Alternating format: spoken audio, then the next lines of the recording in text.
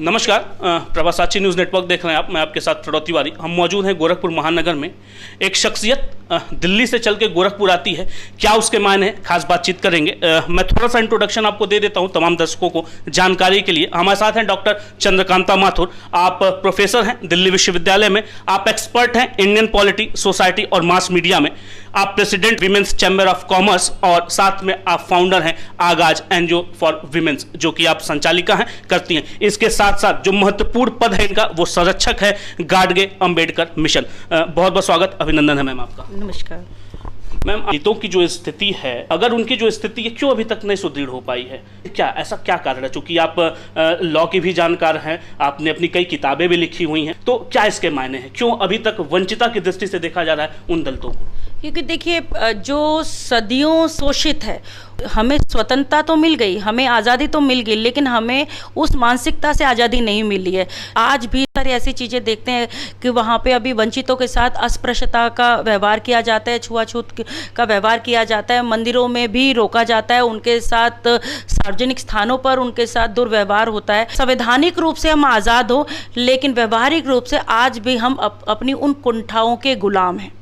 तो मुझे लगता है, और उसका एक बहुत बड़ा कारण शायद ये भी हो सकता है कि जो वर्ग समाज में समानता आनी चाहिए, जो समरसता आनी चाहिए, आज भी ना केवल स्वर्ण समाज और वंचित समाज के बीच में समरसता नहीं आ पाई है, वंचित समाज के अंतर्गत भी आपस में समरसता नहीं है। उनमें भी बहुत सारी विविधताएं हैं, वो एक दूसरे को एक्सेप्ट नहीं कर रहे हैं और एक दूसरे को कहीं ना कहीं वो शोषण कर रहे हैं। और सबसे ज़्यादा शिक्षा का अभाव जो है वंचित समाज में जो देखने को मिला है, आर्थिक रूप से अभाव के कारण, आर्थिक रूप से गरीबी के कारण वो लोग शिक्षित नहीं हो पाए, और शिक्षित नहीं हो पा रहे हैं, इसके वजह से उनके अंदर वो द्वेष और वो कुंठाएं ज़्यादा उत्पन्न हो रही हो। राजनीतिक दल विभिन्न विचारधाराओं पर आधारित हैं, लेकिन सबकी विचारधारा सिर्फ एक है। क्योंकि मैं पॉलिटिकल साइंस की एक्सपर्ट हूँ, तो मैं ऐसा मानती हूँ कि there is no any kind of ideology.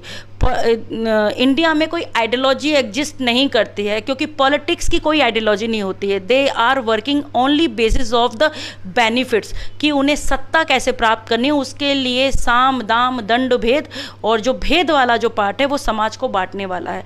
बिल्कुल, जिस वंचित समाज की आप बात कर रही हैं, उसको कहीं ना कहीं आरक्षण भी मिला हुआ है।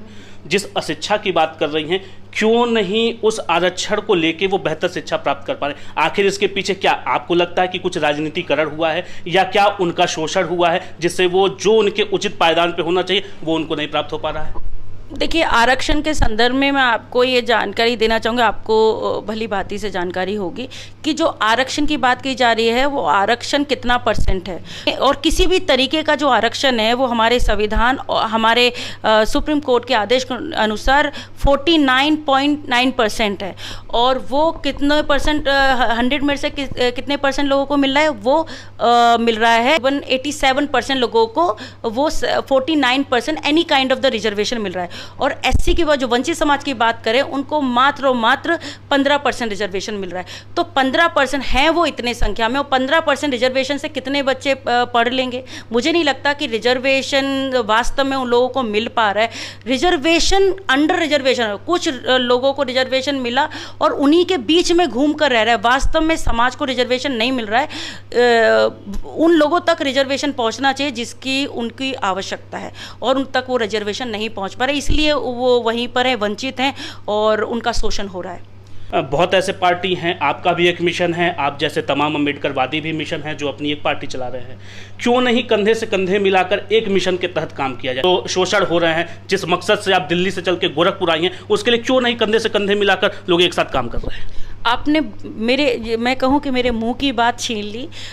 ये सबसे बड़ी विडंबना है। मैं निरंतर इस विडंबना से जूझ रही हूँ और संघर्ष भी कर रही हूँ। लगातार अलग अलग संस्थाओं से ये गुहार लगा रही हूँ कि आप लोग छोटे छोटे जो मंच मुझे लगता है कि ये जो मंच बनाए हुए वो राजनीतिक आकांक्षाओं को पूरा करने के लिए, ये सामाजिक मंच नहीं है। जो सामाजिक कार्य करेगा, समाज के उत्थान के लिए कार्य करेगा, वो एकजुट आएगा, वो जुड़ेगा, वो मकसद से जुड़ेगा, वो उद्देश्य से जुड़ेगा।